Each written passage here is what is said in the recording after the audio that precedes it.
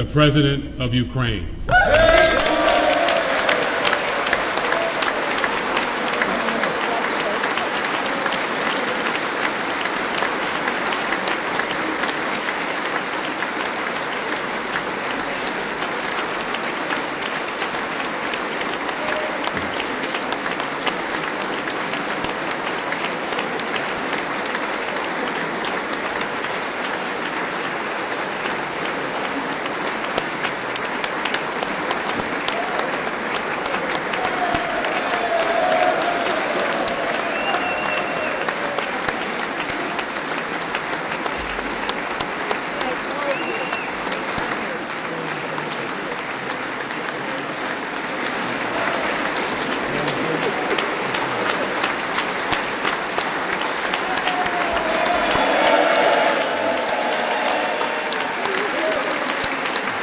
Thank you so much.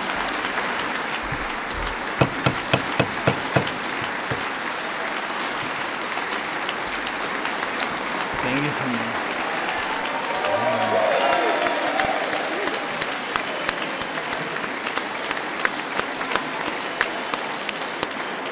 Героям слава.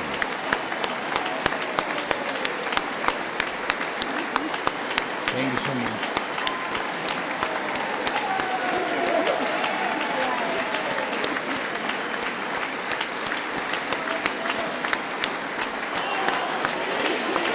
Героям слава!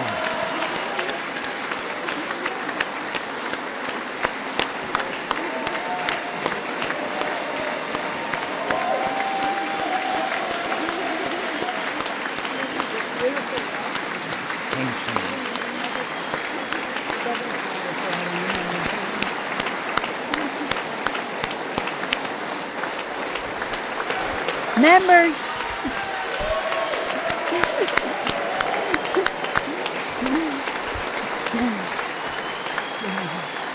members of Congress. I think it's too much. I think it is. Members of Congress, I have the high privilege and the distinct honor of presenting to you His Excellency Volodymyr Zełeński, President of the Ukraine.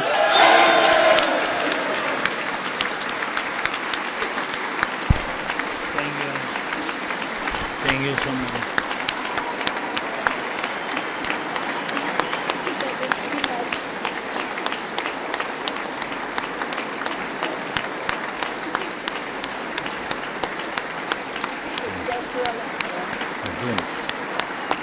Thank you so much.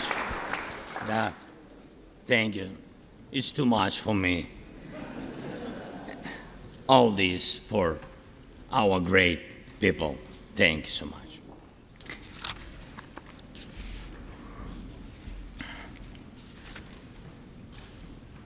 Dear Americans, in all states, cities, and communities, all those who value freedom and justice, who cherish it as strongly as we Ukrainians, in all our cities, in each and every family, I hope my words of respect and gratitude resonate in each American heart.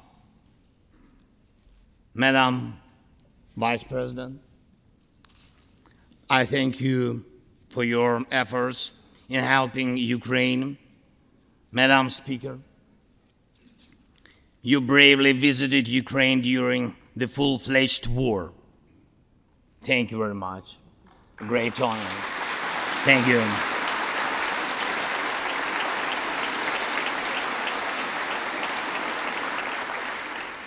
Great privilege to be here. Dear members of the Congress, representatives of both parties, who also visited Kyiv, esteemed congressmen and senators from both parties who will visit Ukraine, I'm sure, in the future. Dear representatives of diaspora,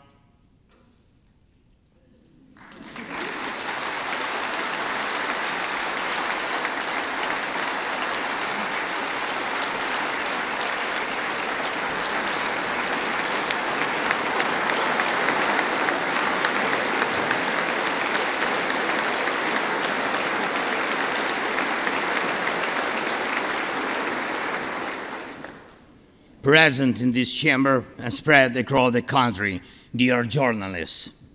It's a great honor for me to be at the U.S. Congress and speak to you and all Americans. Against all odds and doom and gloom scenarios, Ukraine didn't fall. Ukraine is alive and kicking.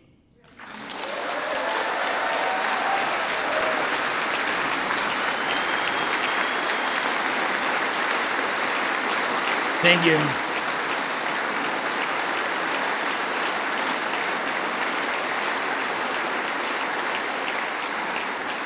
And it gives me good reason to share with you our first joint victory. We defeated Russia in the battle for minds of the world. We have no fear, nor should anyone in the world have it. Ukrainians gained this victory, and it gives us courage, which inspires the entire world. Americans gained this victory, and that's why you have succeeded in uniting the global community to protect freedom and international law. Europeans gained this victory, and that's why Europe is now stronger and more independent than ever. The Russian tyranny has lost control over us.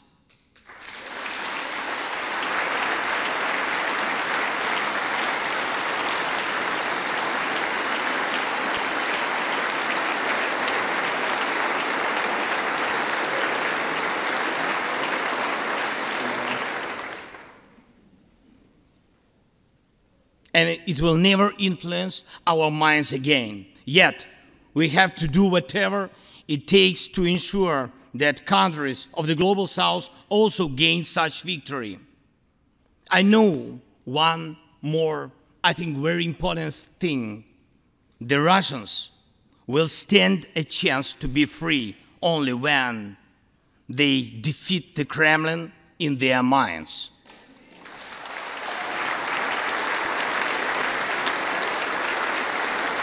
Yet, the battle continues, and we have to defeat the Kremlin on the battlefield. Yes, this battle is not only for the territory, for this or another part of Europe. The battle is not only for life, freedom, and security of Ukrainians or any other nation which Russia attempts to conquer.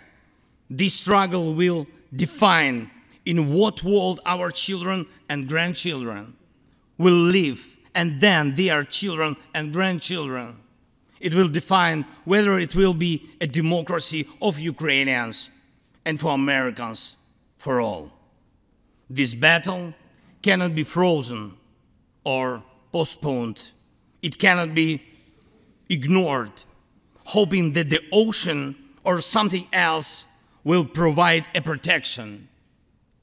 From the United States to China, from Europe to Latin America, and from Africa to Australia, the world is too interconnected and interdependent to allow someone to stay aside and at the same time to feel safe when such a battle continues. Our two nations are allies in this battle. And next year will be a turning point. I know it, the point when Ukrainian courage and American resolve must guarantee the future of our common freedom, the freedom of people who stand for their values.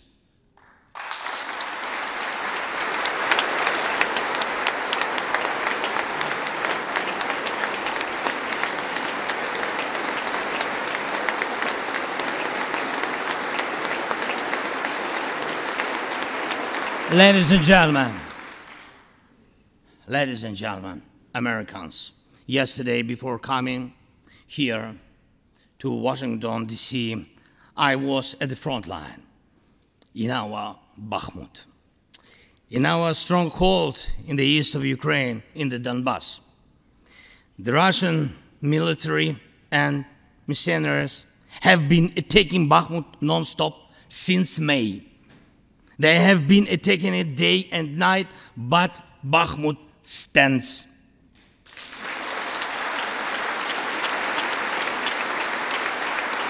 Last year, 70,000 people lived there in Bakhmut, in this city, and now only few civilians stay.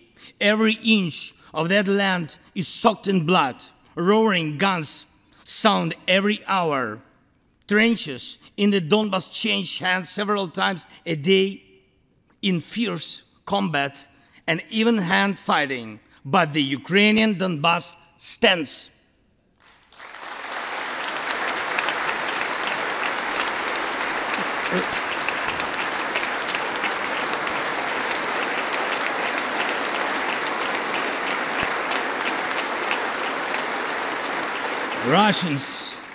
Russians use everything they have against Bakhmut and our beautiful cities. The occupiers have a significant advantage in artillery. They have an advantage in ammunition.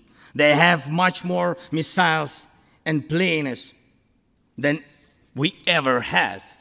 And it's true, but our defense forces stand.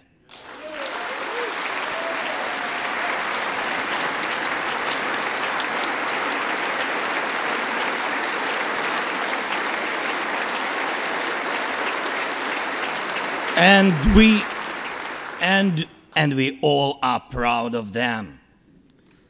The Russians' tactic is primitive. They burn down and destroy everything they see. They send thugs to the front lines. They send convicts to the war. They threw everything against us, similar to the other tyranny, which is in the Battle of the Bulge.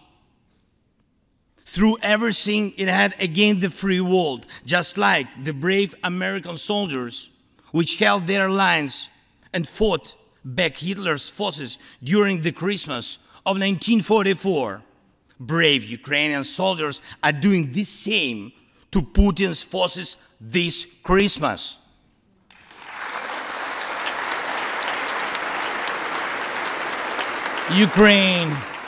Ukraine holds its lines and will never surrender.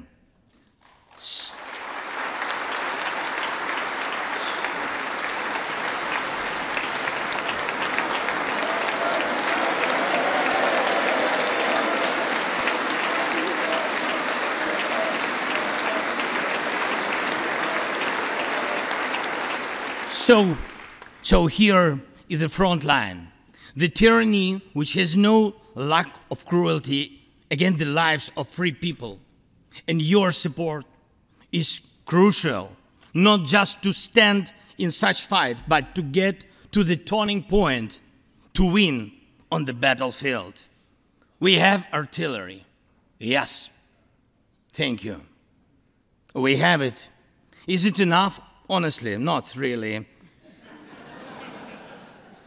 To ensure Bakhmut is not just a stronghold that holds back the Russian army, but for the Russian army to completely pull out, more cannons and shells are needed. If so, just like the Battle of Saratoga, the fight for Bakhmut will change the trajectory of our war for independence and for freedom. If your patriots stop the Russian terror against our cities, it will let Ukrainian patriots work to the full to defend our freedom. When Russia cannot reach our cities, but its artillery, it tries to destroy them with missile attacks. More than that, Russia found an ally in this genocidal policy, Iran. Iranian deadly drones sent to Russia in hundreds became a threat to our critical infrastructure. That is how one terrorist has found the other.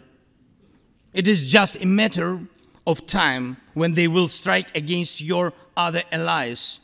If we do not stop them now, we must do it.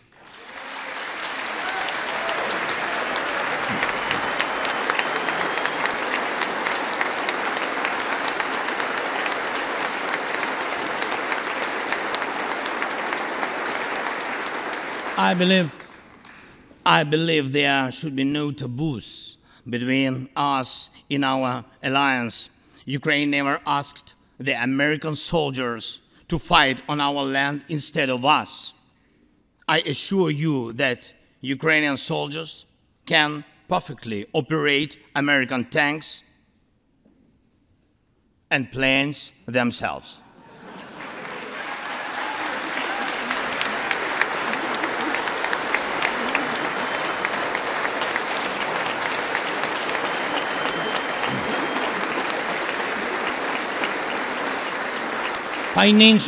Financial assistance is also critically important, and I would like to thank you very much.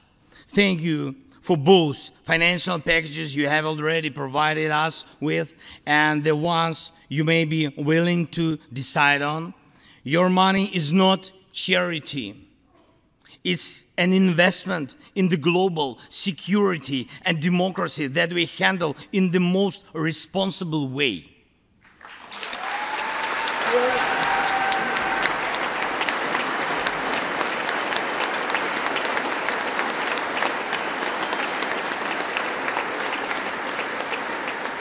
Russia could stop its aggression, really, if it wanted to, but you can speed up our victory. I know it. And it will prove to any potential aggressor that no one can succeed in breaking national borders, no one committing atrocities and reigning over people against their will. It would be naive to wait for steps towards peace from Russia, which enjoys being a terrorist state. Russians are still poisoned by the Kremlin. The restoration of international legal order is our joint task. We need peace. Yes, Ukraine has already offered proposals, which I just discussed with President Biden, our peace formula, 10 points which should and must be implemented for our joint security, guaranteed for decades ahead. And the summit which can be held, I'm glad to stress that President Biden supported our peace initiative today. Each of you, ladies and gentlemen, can assist in the implementation to ensure that America's leadership remains solid, bicameral, and bipartisan. Thank you.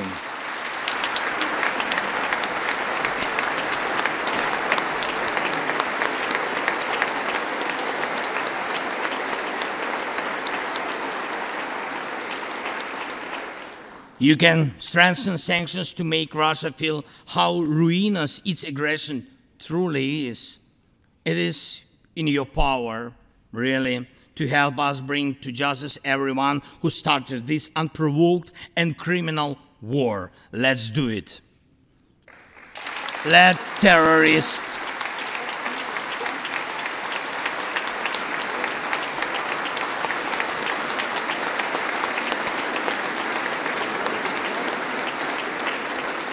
Let the terrorist state be held responsible for its terror and aggression and compensate all losses done by this war. Let the world see that the United States are here. Ladies and gentlemen, Americans, in 2 days, we will celebrate Christmas. Maybe candlelit. Not because it's more romantic, no, but because there will be no electricity. Millions won't have neither heating nor running water. All of these will be the result of Russian missile and drone attacks on our energy infrastructure. But we do not complain. We do not judge and compare whose life is easier. Your well-being is the product of your national security, the result of your struggle for independence and your many victories. We, Ukrainians, will also go through our war of independence and freedom with dignity and success.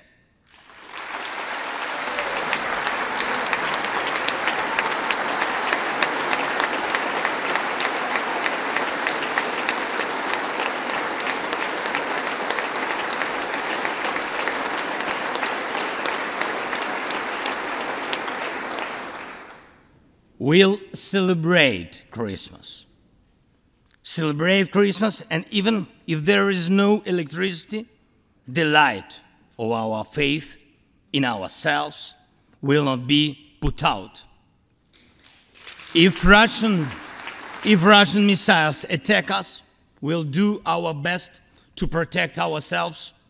If they attack us with Iranian drones and our people will have to go to bomb shelters on Christmas Eve, Ukrainians will still sit down at the holiday table and cheer up each other. And we don't have to know everyone's wish, as we know that all of us, millions of Ukrainians, wish the same: victory. Only victory.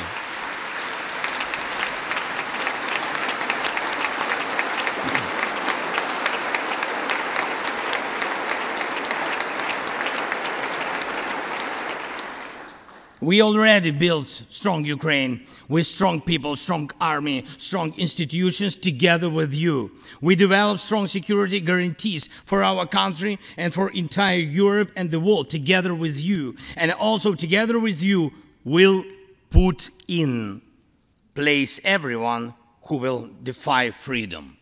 Put in. This will be the basis to protect democracy in Europe and the world over.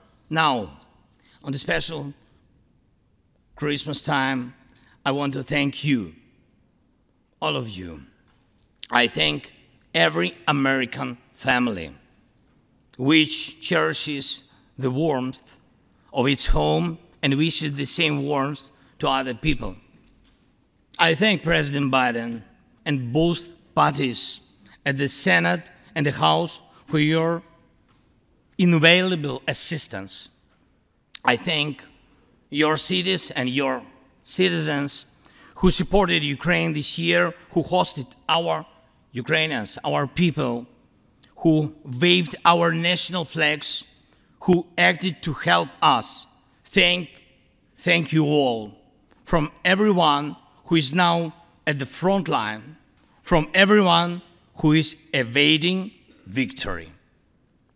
Standing here today, I recall the words of the President Franklin Delano Roosevelt, which are, I think, so good for this moment. The American people, in their righteous might, will win through to absolute victory. The Ukrainian people will win too, absolutely.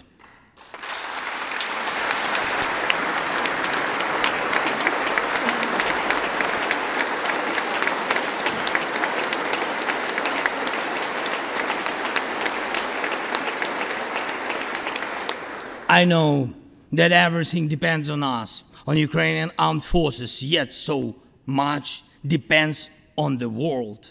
So much in the world depends on you. When I was in Bakhmut yesterday, our heroes gave me the flag, the battle flag, the flag of those who defend Ukraine, Europe, and the world at the cost of their lives. They asked me to bring this flag to you, to the US Congress, to members of the House of Representatives and senators whose decisions can save millions of people. So let these decisions be taken. Let this flag stay with you, ladies and gentlemen. This flag is a symbol of our victory in this war. We stand, we fight, and we will win because we are united, Ukraine, America, and the entire free world.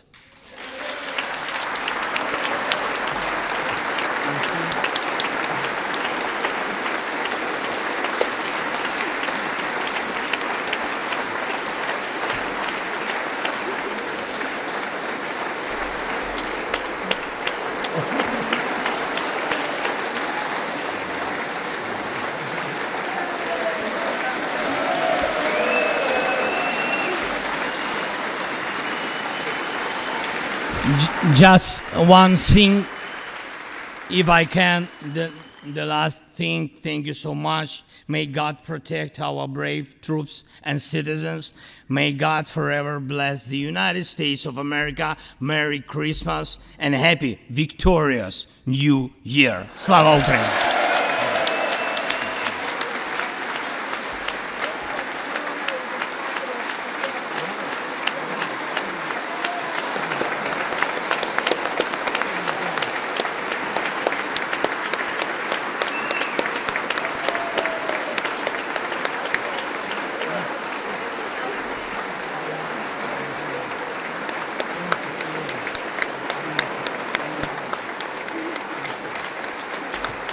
Thank you so much.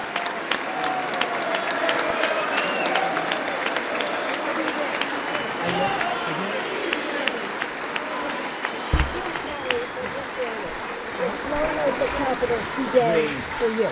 Okay. To me, Somebody will carry it. I can hold. Okay.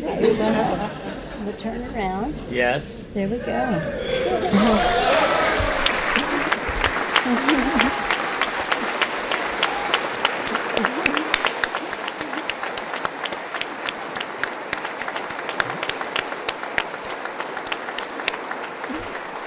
This flag was flown over the Capitol today in honor of the President's visit. Thank you so much.